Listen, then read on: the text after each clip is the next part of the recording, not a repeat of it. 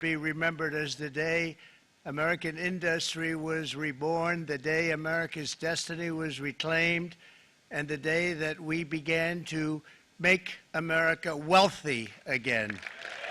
We're going to make it wealthy, good and wealthy. For decades, our country has been looted, pillaged, raped, and plundered by nations near and far, both friend and foe alike. American steel workers, auto workers, farmers, and skilled craftsmen, we have a lot of them here with us today. They really suffered gravely. They watched in anguish as foreign leaders have stolen our jobs, foreign cheaters have ransacked our factories, and foreign scavengers have torn apart our once beautiful American dream. We had an American dream that you don't hear so much about. You did 4 years ago, and you are now, but you don't too often, and for many years and decades even, you didn't hear too much about. Our country and its taxpayers have been ripped off for more than 50 years, but it is not going to happen anymore. It's not going to happen. In a few moments, I will sign a historic executive order instituting reciprocal tariffs on countries throughout the world. Reciprocal, that means they do it to us and we do it to them. Very simple, can't get any simpler than that. This is one of the most important days, in my opinion, in American history. It's our declaration of economic independence. For years, hardworking American citizens were forced to sit on the sidelines as other nations got rich and powerful, much of it at our expense. But now it's our turn to prosper, and in so doing, use trillions and trillions of dollars to reduce our taxes and pay down our national debt, and it'll all happen very quickly. With today's action, we are finally going to be able to make America great again, greater than ever before.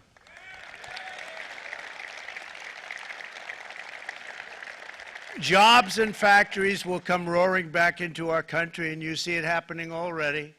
We will supercharge our domestic industrial base. We will pry open foreign markets and break down foreign trade barriers. And ultimately, more production at home will mean stronger competition and lower prices for consumers. This will be indeed the golden age of America. It's coming back, and we're going to come back very strongly. We're pleased to be joined on this momentous occasion by Vice President J.D. Vance. J.D., thank you. Thank you. Thank you very much. Where are you, J.D.? No, that wasn't too hard to find. I was looking, you know, he likes to take a low-key attitude, so it'd usually be sitting right in front. He's gaining a lot of confidence, Mike, isn't he? And nearly my entire cabinet is here, as well as Speaker Mike Johnson, who's done an amazing job. And with the great success we had last night in Florida, we have a majority of 7, and 7's like a lot where we had it at 1, right? You've done a fantastic job, and many of the members of the House and Senate are with us. Senators, Congressmen, thank you all for being with us. We appreciate it. For decades, the United States slashed our trade barriers on other countries, while those nations placed massive tariffs on our products and created outrageous non-monetary barriers to decimate our industries. And in many cases, the non-monetary barriers were worse than the monetary ones. They manipulated their currencies, subsidized their exports, stole our intellectual property, imposed exorbitant VAT taxes to disadvantage our products, adopted unfair rules and technical standards, and created filthy pollution havens. They were absolutely filthy, but they always came to us and they said, we're violating, we should pay for it. It's all detailed in a very big report by the U.S. Trade Representative on Foreign Trade Barriers, and I'll just hold it up for you. It's available, and you don't have to pay too much. As I understand it, you'll pay nothing. It's a lot of work for something, actually, because it's a special book. It's very, frankly, it's very upsetting when you read it, when you see what people have been doing to us for 30 years. This all happened with no response from the United States of America, none whatsoever. But those days are over. Let me offer just a few examples of the vicious attacks our workers have faced for so many years. The United States charges other countries only a 2.4 tariff on motorcycles. Meanwhile, Thailand and others are charging much higher prices, like 60%. India charges 70%. Vietnam charges 75%, and others are even higher than that. Likewise, until today, the United States has for decades charged a 2.5 tariff. Think of that, 2.5% on foreign-made automobiles. The European Union charges us more than 10% tariffs, and they have 20% VATs, much, much higher. India charges 70%, and perhaps worst of all are the non-monetary restrictions imposed by South Korea, Japan, and very many other nations. As a result of these colossal trade barriers, 81% of the cars in South Korea are made in South Korea. 94% of the cars in Japan are made in Japan. Toyota sells 1 million foreign-made automobiles into the United States, and General Motors sells almost none. Ford sells very little. None of our companies are allowed to go into other countries. And I say that, friend and foe, and in many cases, the friend is worse than the foe in terms of trade. But such horrendous imbalances have devastated our industrial base and put our national security at risk. I don't blame these other countries at all for this calamity. I blame former presidents and past leaders who weren't doing their job. They let it happen, and they let it happen to an extent that nobody can even believe. That's why, effective at midnight, we will impose a 25% tariff on all foreign-made automobiles.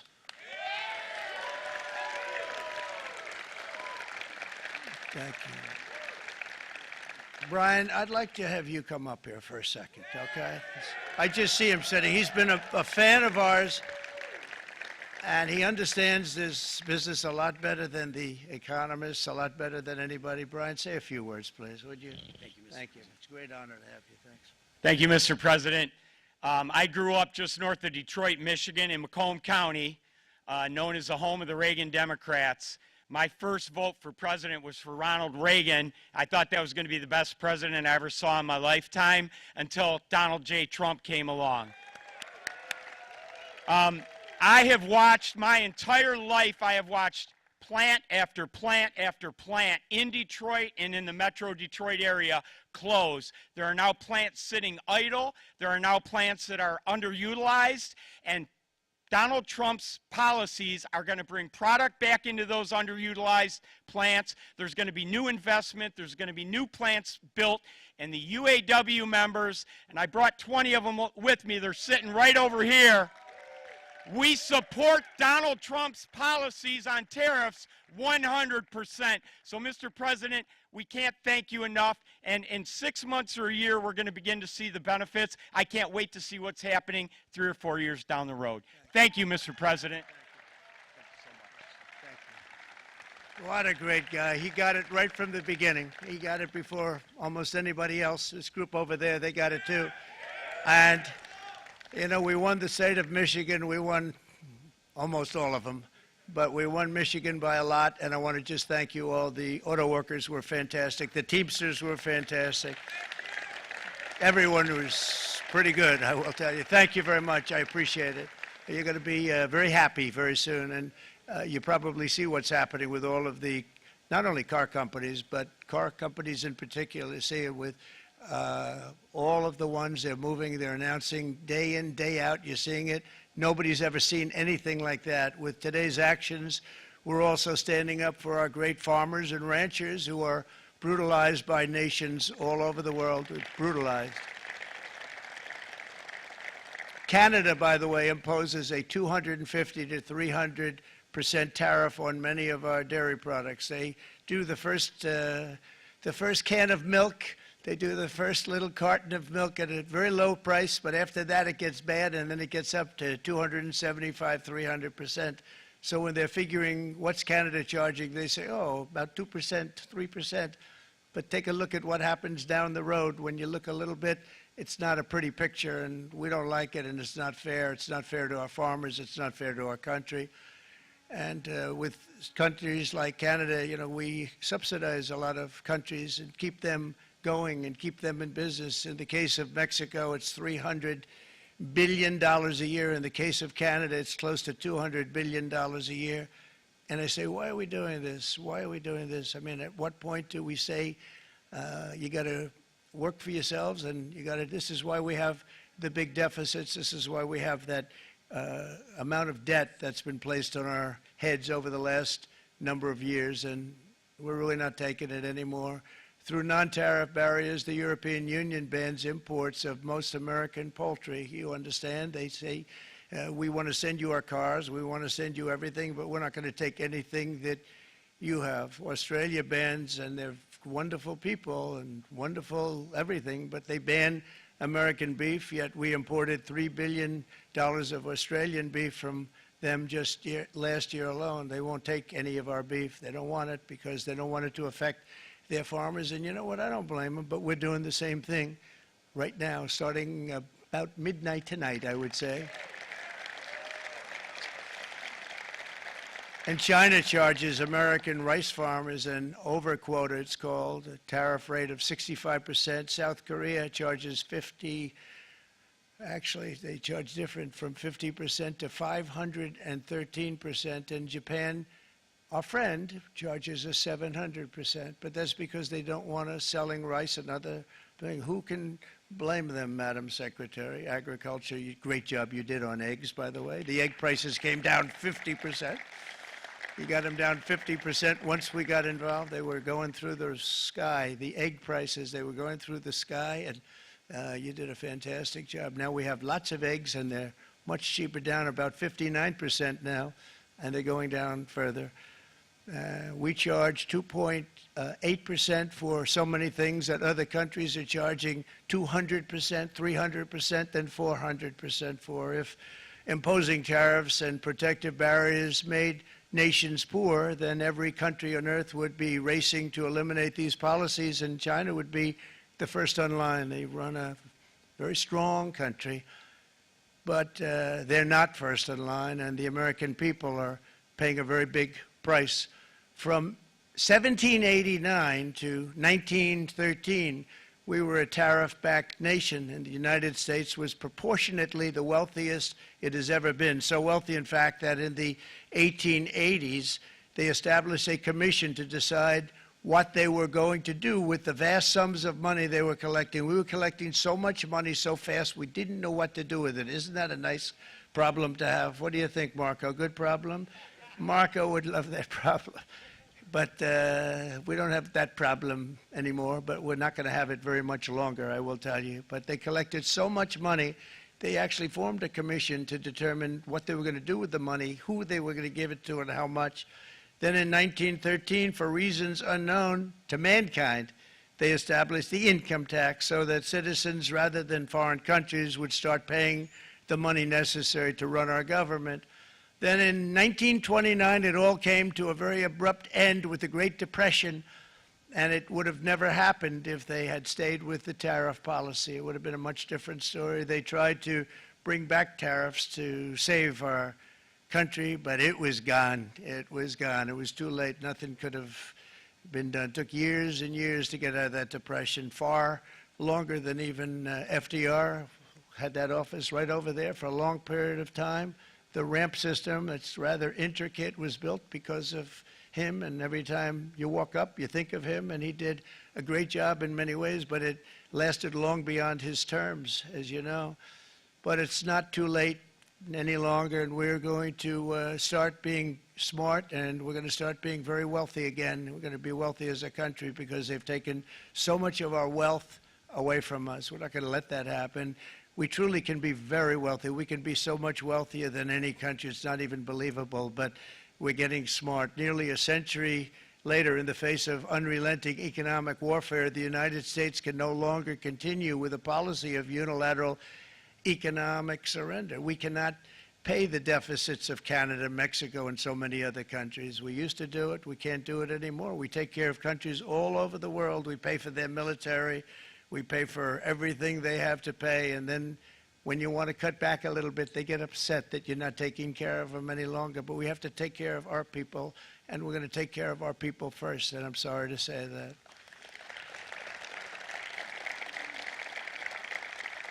And today we're standing up for the American worker, and we are finally putting America first.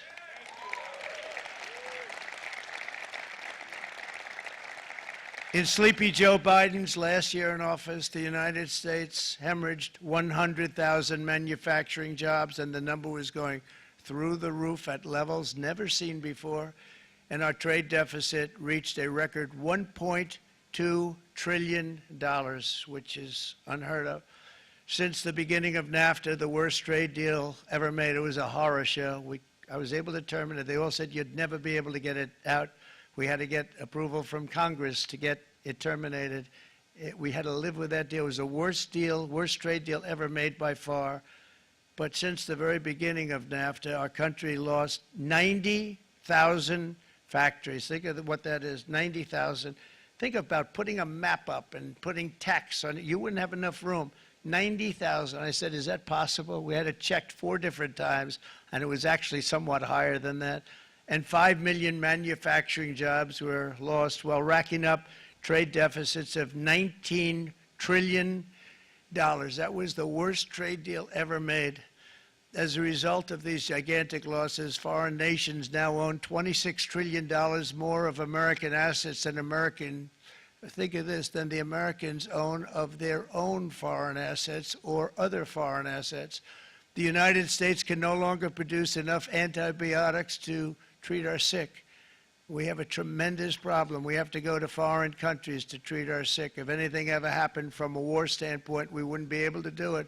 We import virtually all of our computers, phones, televisions, and electronics. We used to dominate the field, and now we import it all from different countries. A single shipyard in China now produces more ships every year than all of the American shipyards combined. Think of that. And it was a business that we used to dominate. We used to dominate it totally. In short, chronic trade deficits are no longer merely an economic problem. They're a national emergency that threatens our security and our very way of life. It's a very great threat to our country. And for these reasons, starting tomorrow, the United States will implement reciprocal tariffs on other nations. It's been a long time since we even thought of that. We used to think about it a lot. We didn't think about it for many decades, and you see what's happened. For nations that treat us badly, we will calculate the combined rate of all their tariffs, non-monetary barriers, and other forms of cheating. And because we are being very kind, we're kind people, very kind. You're not so kind when you got ripped off with your salaries. My auto worker friends and my Teamster friends and all of the unions that typically voted Democrat, they're not voting Democrat anymore because worker, whether union or non-worker, they're for the Republicans now. That's what happened. But we will charge them approximately half of what they are and have been charging us. So the tariffs will be not a full reciprocal. I could have done that, yes, but it would have been tough for a lot of countries. We didn't want to do that. I'd like to see the chart if you have it. Could you bring it up, Howard? This is our great Secretary of Commerce, Howard Lutnick. Thanks, Howard. So if you look at that, China, first row, China, 67%. That's tariffs charged to the USA, including currency manipulation and trade barriers. So 67%, I think you can, for the most part, see it. Those with good eyes, with bad eyes. We didn't want to bring, it's very windy out here, we didn't want to bring out the big charts because it had no chance of standing. Fortunately, we came armed with a little smaller chart. So 67%, so we're going to be charging a discounted reciprocal tariff of 34%. I think, in other words, they charge us, we charge them less, so how can anybody be upset? They will be because we never charge anybody anything, but now we're going to charge. European Union, they're very tough, very, very tough traders. You know, you think of European Union, very friendly. They rip us off. It's so sad to see. It's so pathetic. 39%, we're going to charge them 20%, so we're charging them essentially half. Vietnam, great negotiators, great people. They like me, I like them. The problem is they charge us 90%. We're going to charge them 46% tariff. Taiwan, where they took all of our computer chips and semiconductors. We used to be the king, right? We were everything. We had all of it. Now we have almost none of it, except the biggest company is coming in. We're going to end up with almost 40%. Lee Zeldin's working to get their approvals. And it's an amazing company. Mr. Wei, of one of the great companies of the world, actually. They're coming in from Taiwan, and they're going to build one of the biggest plants in the world, maybe the biggest for that. But 64%, we're going to charge them 32%. Japan, very, very tough, great people. And again, I don't blame the people for doing it. I think they're very smart in doing it. I blame the people that sat right in that Oval Office, right over there, right behind the Resolute desk or whichever desk they chose. Japan, 46%. They would charge us 46%, and much higher for certain items like cars, little items like cars. 46%, we're charging them 24%. India, very, very tough, very, very tough. The Prime Minister just left, and he's a great friend of mine, but I said, you're a friend of mine, but you're not treating us right. They charge us 52%. You have to understand, we charge them almost nothing for years and years and decades, and it was only 7 years ago when I came in, we started with China charging. We took in hundreds of billions of dollars from China in tariffs, and they understood, honestly. President Xi understood. He said, look, I understand, and the other countries, and they all understand. We're going to have to go through a little tough love, maybe, but they all understand. They're ripping us off, and they understood it. Prime Minister of Japan, Shinzo Abe. He was a fantastic man. He was unfortunately taken from us, assassination.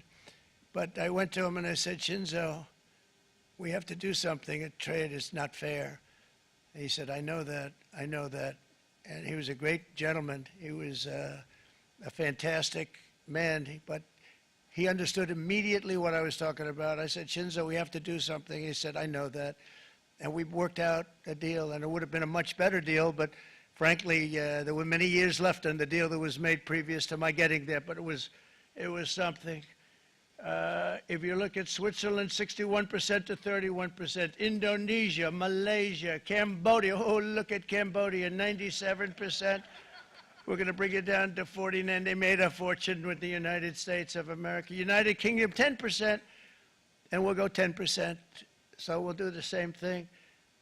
South Africa, 60%, 30%, and they've got some bad things going on in South Africa. We're paying them billions of dollars, and we cut the funding because a lot of bad things are happening in South Africa. The fake news ought to be looking at it. They don't want to report it. Brazil, 10%, 10%. Bangladesh is 74%. So you see what's going on. Pakistan, 58%. Sri Lanka, 88%. So what we're doing is we're taking not the full, we could take the full 88%. Thanks a lot, Harold. He's doing a very good job. How's he doing, all right? I think you better take it with you. It's not going to last very long. He's going to put it, it's going to follow you down with the wind. I brought a hat just in case it got too windy, but here, would anybody like a hat? I'm not giving it to, I'm giving it to the auto workers. Come here.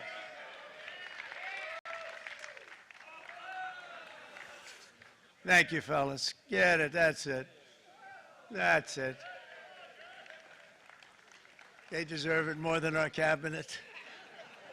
Our cabinet has plenty of hats. But you see the numbers. The numbers are so disproportionate. They're so unfair. At the same time, we will establish a minimum baseline tariff of 10%. You notice that on the chart. And that'll be on other countries to help rebuild our economy and to prevent cheating. So we're going to have a minimum of cheating, and we're going to be very severe on the people that at the gate that watch the tariffs and watch the product coming in, because there's been a lot of bad things happening at the gate because the money is so enormous that you're talking about. There's never been probably anything like it in terms of the enormity, and there are a lot of bad things happen at the people that do the check-in. And they're looking at 10-year jail sentences if they do play. We're going to treat them so good, but if they cheat, the repercussions are going to be extremely strong. Foreign nations will finally be asked to pay for the privilege of access to our market, the biggest market in the world. We're right now the biggest market in the world. We had a great country 4 years ago in terms of the economics. We were doubling up on China. We were doing so well. Nobody was going to catch us, but so much of it slipped away over the last 4 years under Biden. I campaigned on this policy throughout last year, and today that promise was made, and it was also a promise, as you know, that was kept. Promises made, promises kept. To any company that objects to our common sense reciprocal tariffs, again, reciprocal, back and forth, back and forth. And I call this kind reciprocal. This is not full reciprocal. This is kind reciprocal. But what we do is we cut it in half. We charge them. My answer is very simple if they complain. If you want your tariff rate to be zero, then you build your product right here in America, because there is no tariff if you build your plant, your product in America. And we've seen companies coming in like we've never seen before. Likewise to all of the foreign presidents, prime ministers, kings, queens, ambassadors, and everyone else who will soon be calling to ask for exemptions from these tariffs, I say, terminate your own tariffs, drop your barriers, don't manipulate your currencies. They manipulate their currencies like nobody can even believe, which is a bad, bad thing and very devastating to us. And start buying tens of billions of dollars of American goods. Tariffs give our country protection against those that would do us economic harm. And many people were looking to do us economic harm. Maybe not so obviously, but they were doing tremendous economic harm. But even more importantly, they will give us growth. These tariffs are going to give us growth like you haven't seen before, and it'll be something very special to watch. I am so looking forward, and Brian, it's going to happen even faster than you said. You know, you might say, but it's already started. It's already started. Work's already begun on plants all around the country, and you see that as before. These are big, rich companies. We have $61 billion started on a big plant going up. It's going to be announced over the next 2 days, and they already started work. Many of these the biggest companies in the world, they've committed to build, build, build. We're going to build, build, build, sir. And they came here to see me, and they wanted to know if they could have a press conference. I do as many as I can. I'm pretty busy trying to stop Russia and Ukraine and the Middle East. We got to stop that. We got to stop the Houthis, which we're making tremendous. They like shooting ships down and out of the water, sinking ships. They get a kick out of it, but they're not getting such a kick out of it now, are they, Mr. Secretary? They're not getting such a kick out of that now. But here are just a short list of some of the companies that have already announced and committed to investment. And this is a company that built its factories and its plants in China. Apple is going to spend $500 billion. They never spent money like that here. They're going to build their plants here. SoftBank, OpenAI, and Oracle, great companies, are investing $500 billion almost immediately. NVIDIA, a hot company, is investing hundreds of billions of dollars. They just announced. TSMC, the biggest, most important company in the world of chips from Taiwan, with no investment from us, is investing $200 billion. And they said the reason was, number one, the election of November 5th, and number two, the tariffs. They don't want to pay the tariffs, and the way they're not paying it is to build their plant here. So we're going to go from almost no percentage. We used to have 100% of the chip market. Now it's all in Taiwan. Almost all of it's in Taiwan. A couple of other countries, but mostly in Taiwan. And think of it. We had 100%. We lost it because of people in that office that didn't do their job. They allowed it to be stolen from us. Johnson & Johnson, great company, $55 billion.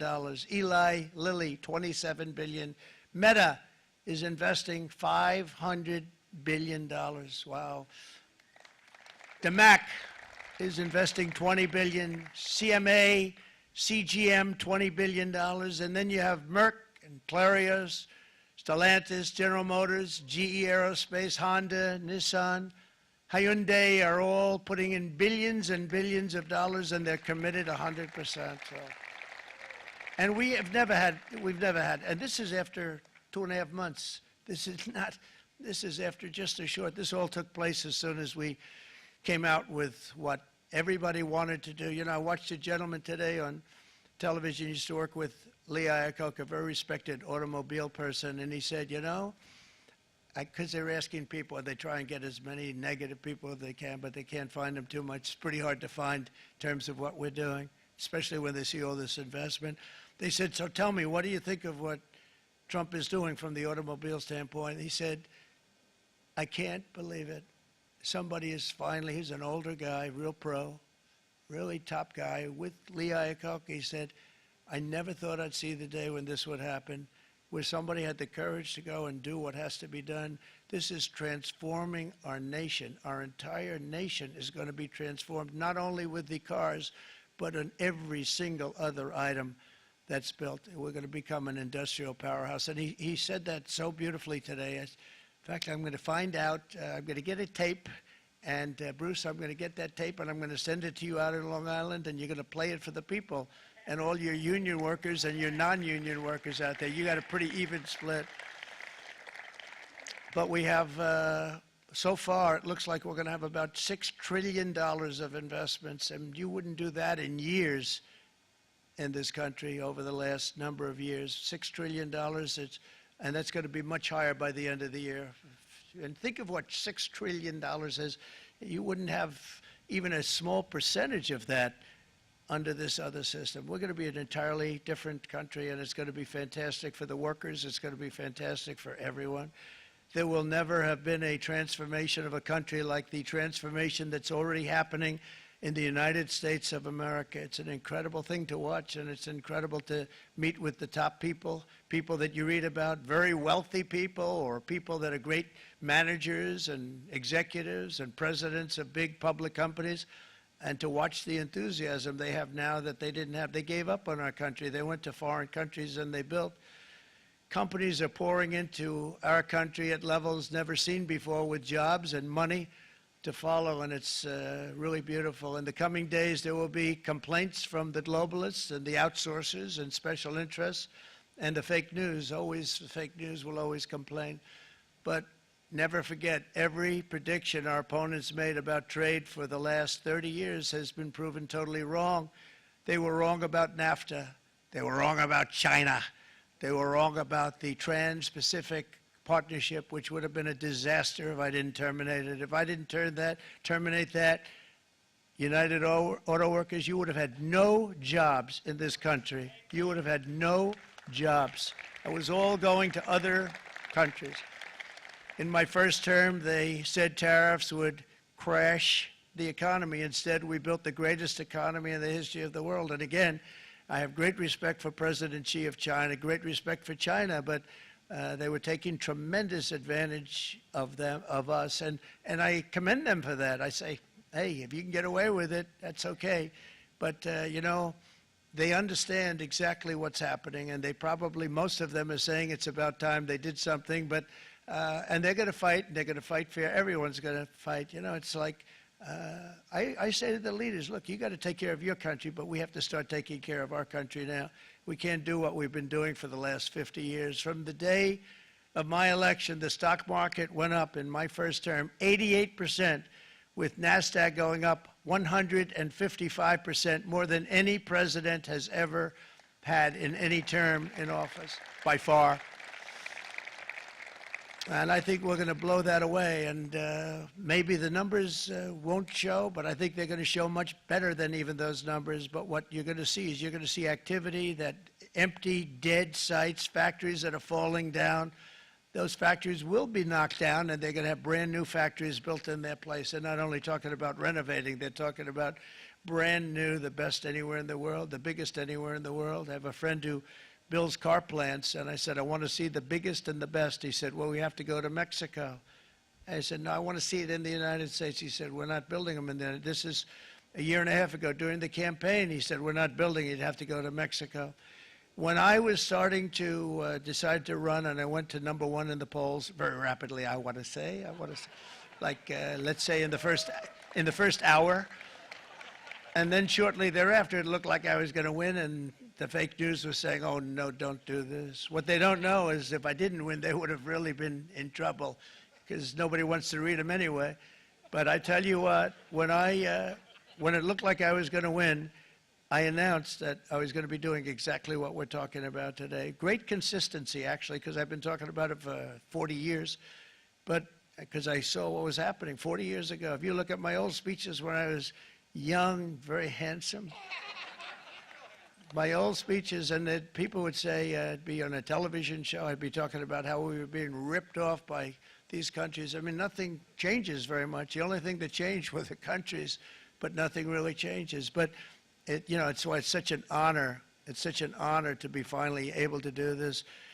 If you look at China, I took in hundreds of billions of dollars in my term. Hundreds of billions. They never paid 10 cents to any other president, and yet they paid hundreds of billions, so much so that Biden couldn't do anything. They wanted to try and terminate it because he had a very special relationship with China. You know what the relationship was? He had a special relationship. But the numbers were so big, that they couldn't do it. So they did ease it up. They did things that they shouldn't have done. They made it a lot more comfortable for them, but they couldn't do it because the numbers were hundreds of billions of dollars, and I did that. And we were on our way to doing something like incredible. And then we had a very bad election happen, a very bad election. A lot of bad things happened. So when I said we got to do it again, I said we have to make it too big to rig. And we made it too big to rig, and we won in records, and it was a monumental win. And it was such an honor to see so many of you, like Brian and your friends, here with us to celebrate, and to more importantly celebrate what we're doing, because that wouldn't be a full celebration if we didn't do this, because this will be an entirely different country in a short period of time.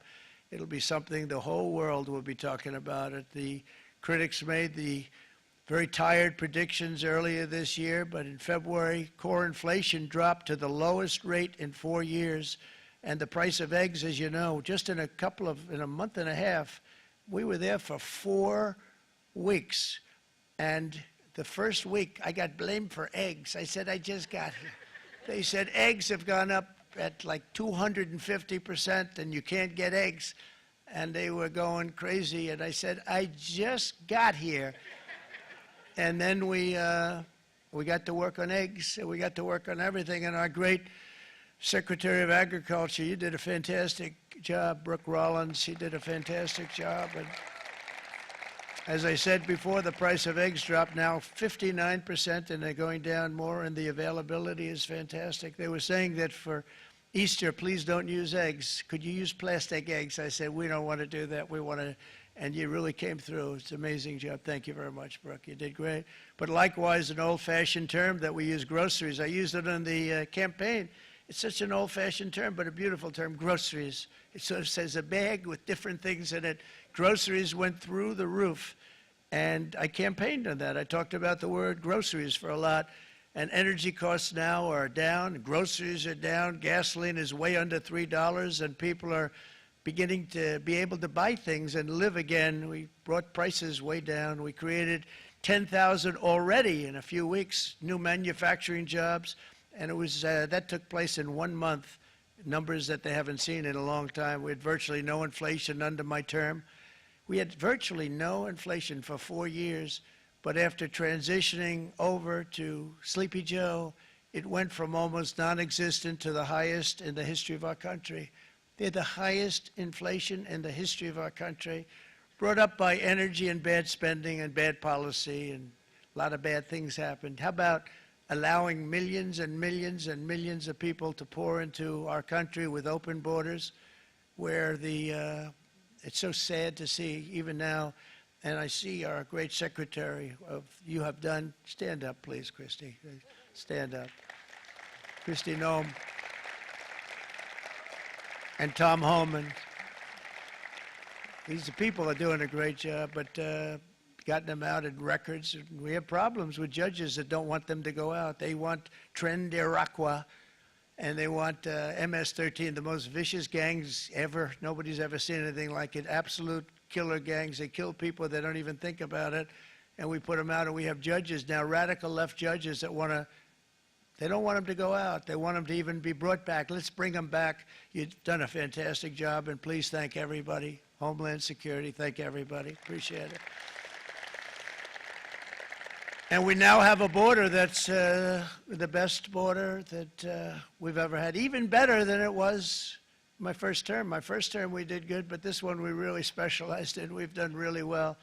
And we had records then. We had the best, safest border. 4 years ago, we had the best border there ever was. And now we have, you've actually matched it and done even better. And we're going to get it down the right way. And we want people, by the way, to come into our country, but we want to come in through a legal process. We want them to come in legally. We need more people. We need people to run these plants and to help the auto workers and the Teamsters and the non-union people and everybody else. But we need people and the farmers. And we're going to let people come in, but they want to come in. We want them to come in legally. They have to have the capability of loving our country, not people that hate our country. We don't want them in our country. And now we're going to pass the largest tax cuts in American history, and that's where we're relying on Mike and John Thune. And we will not cut Social Security, Medicare, or Medicaid benefits, and the Democrats will, because if they got in, the entire economy would collapse. This country was heading for a collapse under the people that you saw. They were horrible. I think one of the reasons people like the job, I have my highest approval ratings because I think they're comparing me to the worst administration in the history of our country, so I appreciate that at least. But Speaker of the House Mike Johnson and Senate Majority Leader, appreciate it, Mike. John Thune have been fantastic, by the way. But they've been working tirelessly on taking the next step to pass the plan for our one big, beautiful bill. I'd like to name it that if you can. One big, I made that statement about 6 months ago, and everybody calls it one big, beautiful bill. And it will be that. It'll have everything, the big tax cuts and every incentive there is. And it'll be fantastic. And by the way, for the cars, we're asking for an interest deduction on a loan. So if you build the car, only in America we do it, Brian. If the car's not built in America, you don't get the interest rate deduction. But if you build the car in America, if you buy a car, if it's built in America, then you get an interest rate deduction, tax deduction, and that's a big thing. It's going to be a big thing. I think that's going to pay for itself very quickly, that deduction. Never happened. We've never had anything like that before. Somebody said, where did you get the idea? Because it's so basic. You would think that would have happened a long time ago. It never did, and I'm very happy it didn't because now I can say that was my idea. But we're going to get us closer to the debt extension. We have to get the debt extension passed, and I know you're going to be able to do that, Mike, and it's very important that you do that. And all of the other things that the Senate budget plan gives us, along with working, because I know they're working together, John and Mike, and the two bills are going very well together. We need to get our shared priorities done, including certain permanent tax cuts. We want the tax cuts to be permanent, spending cuts, energy and historic investments in defense, border, and so much more. We're covering everything. These will be phenomenal. There'll be no bill like this going to straighten. One bill is going to straighten out our country for many, many years to come. And we said, let's just do it and let's get it done. And some guys will love it and some guys will like it a little bit less because they're not getting what they were exactly looking for, but they're getting a lot. They'll never, if we get this done, it'll be the most incredible bill ever passed in the history of our Congress and Senate and congressmen, the senators and the congressmen, many of whom are here today, will be very proud of themselves. I really believe that. It's going to set us on a whole new prosperous path. We're going to cut spending and right-size the budget back to where it should be. We're going to do that very strongly. Thank you, Rick. Thank you. John, thank you. Oh, look at all of our senators over there. Oh, boy. That's a nice group of people. But I won't like them so much if they don't get this bill done. That's a great group. And Congressman, thank you very much. I appreciate it. Tremendous people. The Senate plan is my complete and total support, and the House plan likewise is very similar. They're moving along pretty much at the same clip, and as soon as you're ready, you'll show it to me, and I'm sure it'll have my support, Mike. Every Republican congressman and senator must unify. We have to unify. We can't be separated. We have to get it done. We have to get absolutely everything we can, and we have to take care of the American people. That's the only thing that matters. We have to take care of the American people first. We need to pass this bill immediately, get it done, including debt extension. From this day on, we're not going to let anyone tell us that American workers and families cannot have the future that they deserve. We're going to produce the cars and ships, chips, airplanes, minerals, and medicines that we need right here in America. The pharmaceutical companies are going to become roaring back. They're coming roaring back. They're all coming back to our country, because if they don't, they got a big tax to pay. And if they do, I'll be very happy, and you're going to be very happy, and you're going to be very safe. We're going to build our future with American hands, with American heart, American steel, and we're going to build it with American pride like we used to.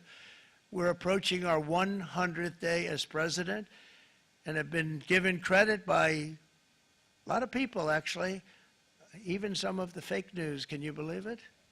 Which in this case hopefully isn't fake, for having done more in that time than any other administration in the history of our country in the first 100 days. I think we've had an amazing, in terms of what we've done, what we've gotten accomplished. I'd like to see if we can get that war ended and another war from not starting in the Middle East. We have to get Russia. They're losing 2,000 on average, 2,500 people a day, young people, soldiers, Russian, think of that, 2,500 through some days, but on average probably over about a 1 week period, it's 2,712, they say. They're losing those soldiers. They're dying. They're being decimated. And they're not from our country, but they're from other countries. But they're human beings. They're from Russia. They're from Ukraine in this period, most of them. And we're going to get it stopped. It's a senseless war that would have never happened if I was president, and it shouldn't be allowed to go on. And I think we're being given good cooperation by Russia and by Ukraine, but we have to get it stopped. It's humanity. It's humanity. It's a terrible thing. This will be a very big moment. I think you're going to remember today. It's going to be a free nation that we're dealing with. We're going to have a very free and beautiful nation. It's going to be Liberation Day in America, and it's going to be a day that hopefully you're going to look back in years to come and you're going to say, you know, he was right. This has turned out to be one of the most important days in the history of our country. God bless you, and God bless America. Thank you, everybody. Thank you very much. Thank you. Thank you very much.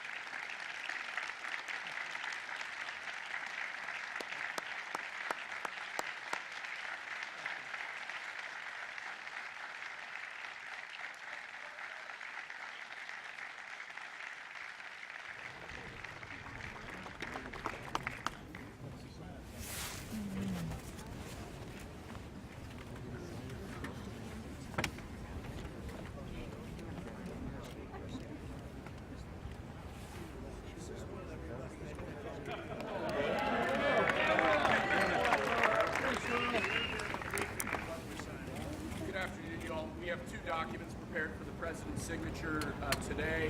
One closes what's referred to as the de minimis loophole with respect to imports from the U.S. Not even Hail Mary. The other is the big one, is the reciprocal tariff executive order that the president just spoke about at length. This is obviously a huge deal, and it's been an honor to be part of the team getting this done.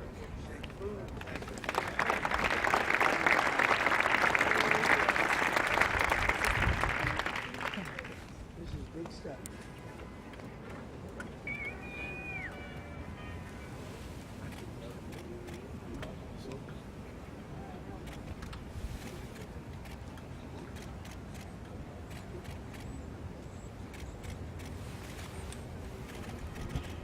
That's a 10. That's a good one.